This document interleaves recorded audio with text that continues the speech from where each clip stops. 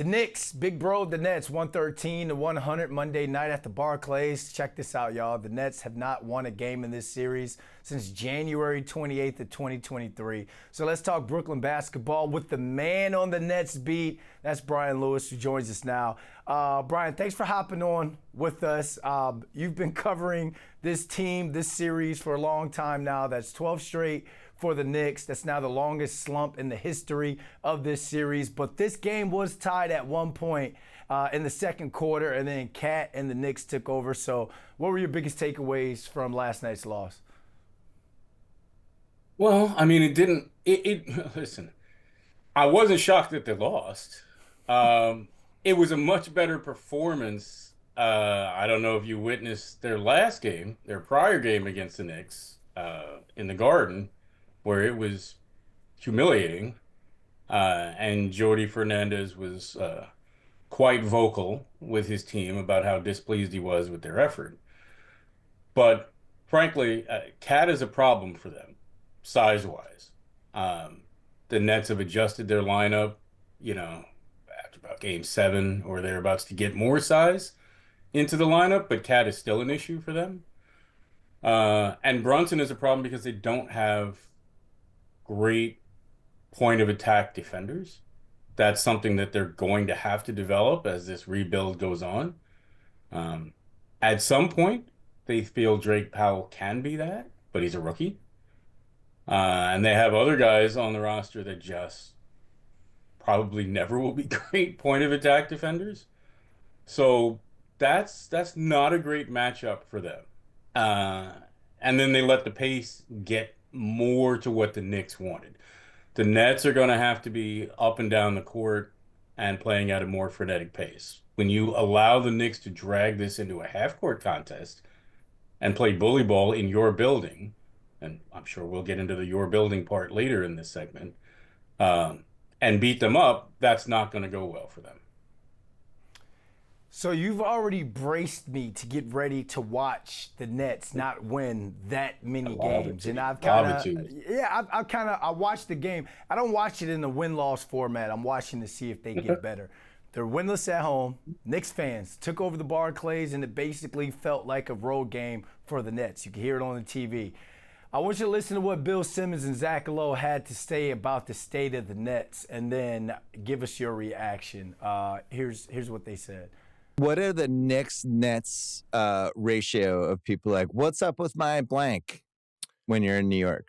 Probably like 99% Knicks? It's 50-1 Knicks versus Nets. Meeting a Nets fan, even in New York, is only slightly more common than meeting like a Magic fan in New York. It's that bad. And Nets fans hate when you say this and talk about how dead the Barclays Center is, and how it was kind of dead even when they were good. It's like, look, I don't know what to tell you. I'm sorry. Like, I've been to a lot of arenas. It's not resonating. Here's the problem. It's not dead for the Liberty games. The Liberty games are awesome. The Liberty games are alive. Wild. Yeah. So it's the Nets' fault, and it's the Nets' fault probably for thinking they could come into New York and try to steal New York from the Knicks, because everybody loves the Knicks here. Two things, Brian. One, Liberty games are awesome. Two, where's the pride? Where's the pride? Like can you give us your response to that? I mean, listen, I'm not the Nets Chamber of Commerce. It's hard for me to try to rebut this stuff, but I'll give it my shot. Listen, I mean, Simmons taking a shot at the Nets, water is wet.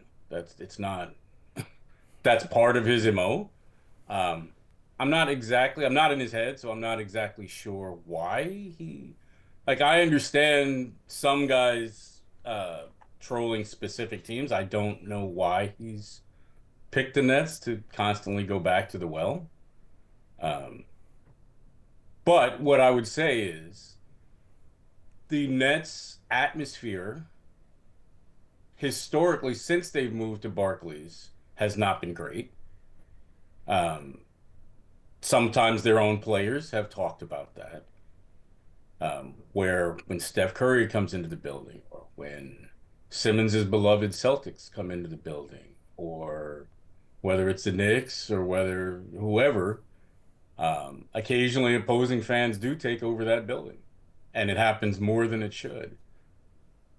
But I would say there is not a single soul that has a concept of what's going on in the NBA that doesn't have an agenda, and clearly Simmons does, that wouldn't say it's been a good business move.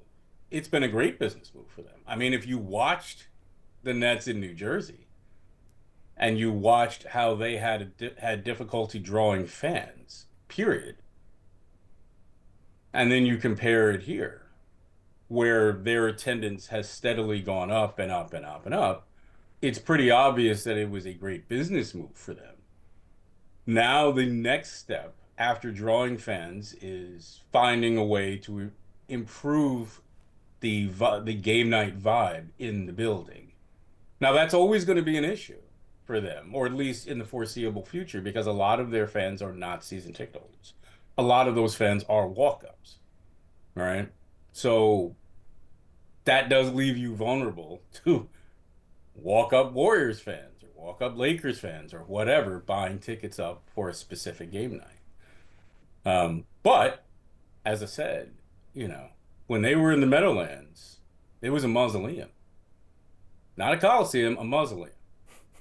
They weren't drawing anybody. Yeah, but Now they're drawing people. The on the court product was better in the Meadowlands. I remember, being in college playing NBA Live, you had Jason Kidd, Vince Carter, Richard Jefferson on the same squad. These guys were contenders.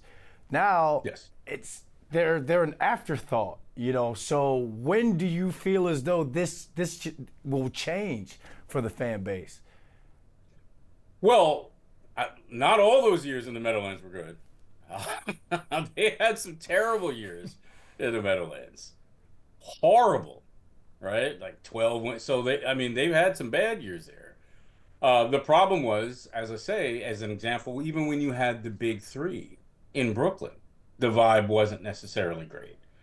I remember, Kevin Durant talking about this while he was here. He wasn't wrong.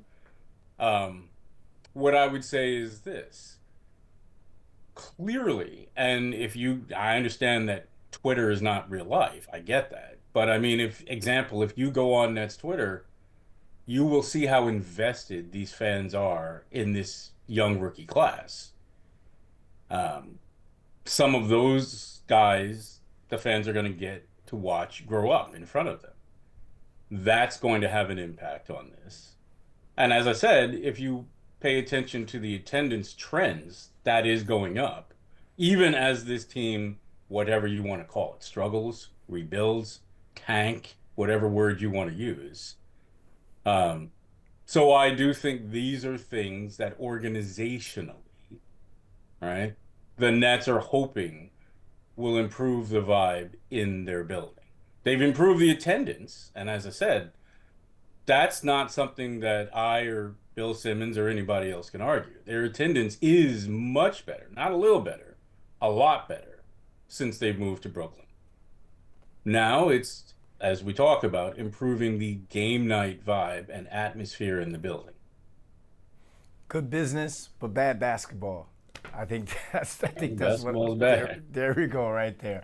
Brian Lewis, man. If I don't see you, happy Thanksgiving, and appreciate you hopping on with us. Oh, anytime. Happy Thanksgiving, man.